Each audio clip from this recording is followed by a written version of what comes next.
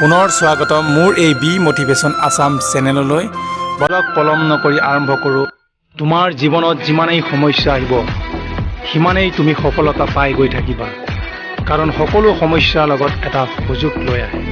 জীৱন যুদ্ধত কেৱল শক্তিশালী ব্যক্তিয়েহে জয়লাভ নকৰে, কেতিয়াবা সেইজনেও জয়লাভ কৰে যিয়ে নিজকে ভাবে মই জয় হ'ব পাৰিম।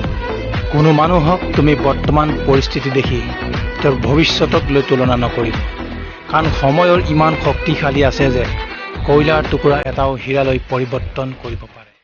মনত ৰাখিব, মূৰ্খ ব্যক্তিৰ পৰা বা লোৱাতকৈ জ্ঞানীৰ পৰা গালি শুনাই ভাল। অন্ততঃ কিবা এটা শিকিব পাৰি।